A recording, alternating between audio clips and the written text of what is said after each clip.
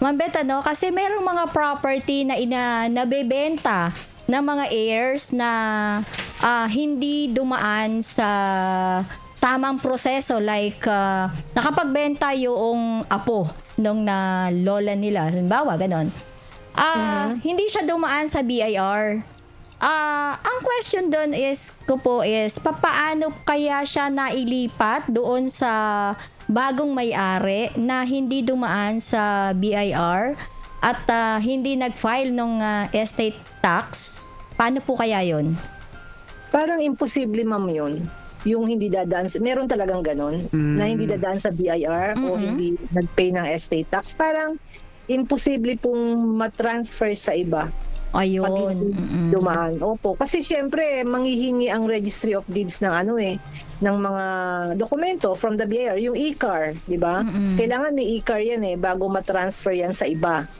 Kasi sa mga, kasi Ma'am Beth, sa mga probinsya kasi, may kapirasong lote na ngailangan ng pera, ibebenta dito kay A halimbawa, sige, bilhin mo na to, 5,000, na walang proper documentation. So, in the long run, halimbawa, yung namatay, matagal na namatay, parang lolo ng lola pa So, ito nga yung pumasok yung amnesty, estate amnesty. Kasi ito pong estate amnesty para po sa ating mga nakikinig or nanonood sa Facebook or sa ating YouTube channel, hindi po ito madalas lumalabas or hindi madalas nagkakaroon ng estate tax amnesty. Parang kung hindi po ako nagkakamali, 20 years ago pa nagkaroon ng estate tax amnesty.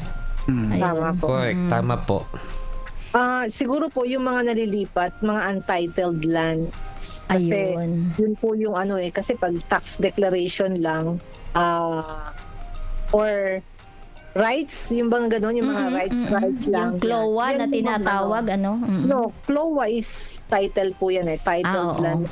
Pag sinabing CLOA siya, naka-title na po siya. Pero yung mga rights lang, nagwe-waive sila ng rights and then napupunta na sa ibang tao and then napapatituluhan kasi yun po yung mga walang mga walang titulo na properties. Yun po yung nalilipat sa iba siguro na hindi dumadaan sa BIR.